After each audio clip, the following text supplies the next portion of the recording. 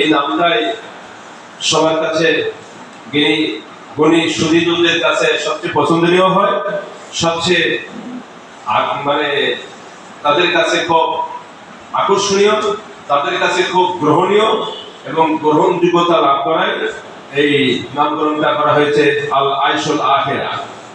এটা হাদিস, আপনারা এর আগে আলোচনা শুনেছেন যে এটা হাদিসের শব্দ। আল্লাহ রাসূল যে খন্দকের যুদ্ধের সময় এই শব্দটা ব্যবহার করেছিলেন, এটা আপনারা পূর্বের বক্তার মুখে শুনেছেন। আর এরপরে আরেকটা হাদিসে আছে যে ইশ মাশিতা ফাইনাকা মাইয়িতুন। রাসূল বলেছেন যে ইশ, তুমি জীবন যাপন করো, তুমি স্বাচ্ছন্দ্যময় জীবন যাপন করো, যতই ভালো জীবন যাপন করো, যতই ভালো তুমি সুখী সমৃদ্ধ হও, কিন্তু ফাইনাকা মাইয়িতুন, তোমার একদিন মৃত্যু হবে, তোমার একদিন এই দুনিয়া থেকে বিদায় হতে হবে। তোমার এই সুখী জীবন, এই স্বাচ্ছন্দ্যময় জীবন, এই দুনিয়ার এই গাড়ি বাড়ি জমি জায়গা একদিন থাকবে না।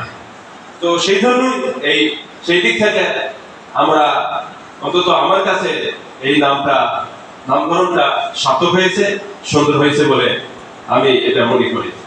তো এটা প্রথম কথা। দ্বিতীয় কথা, যে একটা সংগঠন যে কোনো একটা জিনিস দাঁড় করাতে গেলে তার পিছনে অনেক সহযোগিতা, সাহায্য, পরামর্শ, সুধী গুণী জনদের প্রয়োজন হয়। সকলকে এগিয়ে আসতে হয়।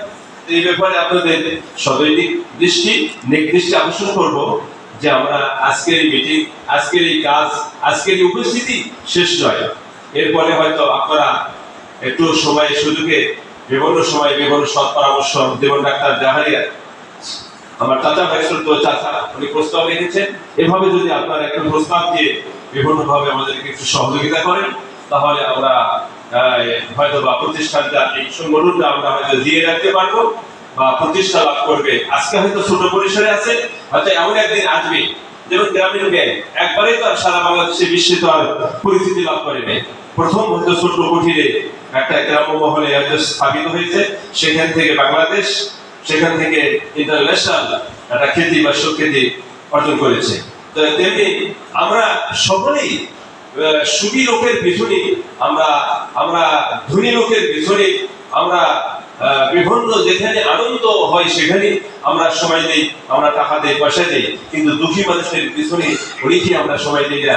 বিপদগ্রস্ত মানুষের পিছনে বা তাদের কাছে আমরা একটু গিয়ে একটু সাহায্যের কথা, একটু সহযোগিতার কথা, একটু সহানুভূতি, একটু ইসলামী অনুভূতি ভারত একটু প্রকাশ করা, তাদের পাশে দাঁড়ানো, একজন রোগীর পিছনে দাঁড়ানো।